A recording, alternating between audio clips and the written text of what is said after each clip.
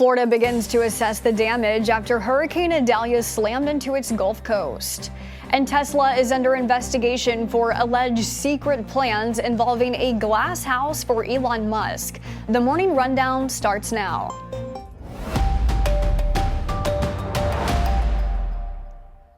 This is Straight Arrow News, bringing you unbiased, straight facts. Today is Thursday, August 31st. Thank you for joining us. I'm Kara Rucker. Florida residents are hopeful they avoided grave devastation after Gulf Coast communities were slammed by Category 3 Hurricane Idalia Wednesday morning. While much damage was done from the storm's high winds and floods, the early reports of life lost remain low. Cameras captured the historic storm surge in Florida's Big Bend area. At first, water sits below the home before rising, taking down the structure and leaving debris floating feet above what used to be dry land. Cleanup efforts are underway in Florida, and hundreds of thousands of residents already have power restored. Meanwhile, Idalia weakened to a tropical storm, but still packed a punch amid its arrival to South Carolina and Georgia. One person in Georgia has been reported dead, while 2 traffic deaths in Florida are being investigated as possibly storm-related. At least 73 people have died and dozens more are injured after a 5-story building went up in flames in the South African city of Johannesburg. The building was occupied by hundreds of homeless people, according to emergency officials on the ground. By daybreak, the flames were extinguished, but recovery operations remained. Officials say they expect to find more victims as they continue to work their way through the building. The U.S. Department of Health and Human Services has recommended the reclassification of marijuana that would make it more accessible to Americans. The government agency is calling for an easing of federal restrictions on marijuana, something President Joe Biden has been vouching for. HHS recommends marijuana be classified as a Schedule III drug, meaning the agency believes it has a low potential for abuse and dependence. The DEA will now review its recommendation and make a final decision. Senate Minority Leader Mitch McConnell appeared to freeze up at an event in Kentucky on Wednesday, just weeks after a similar episode in Washington, freezing in front of reporters.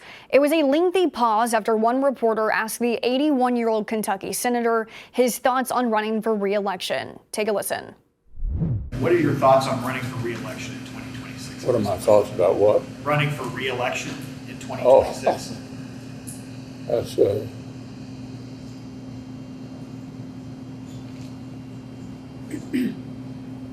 Did you hear the question, Senator? Running for re-election in 2026? yes. All right, I'm sorry, you all. We're going to need a minute. After McConnell's aide steps into the picture to check on the senator, she calls for further assistance. A member of his security detail is then heard asking the senator if he needs to step outside. McConnell remained at the podium for a few more minutes before closing questioning. McConnell froze for about 20 seconds at a news conference at the Capitol in late July. In March, the senator suffered a concussion and broken rib after a fall. As there are growing concerns over McConnell's health and age, a poll has revealed that the majority of Americans believe age is a factor in how effective a leader can be, and believe an age limit should be imposed to members of the U.S. House and Senate, along with the President of the United States. We have a full report at SAN.com.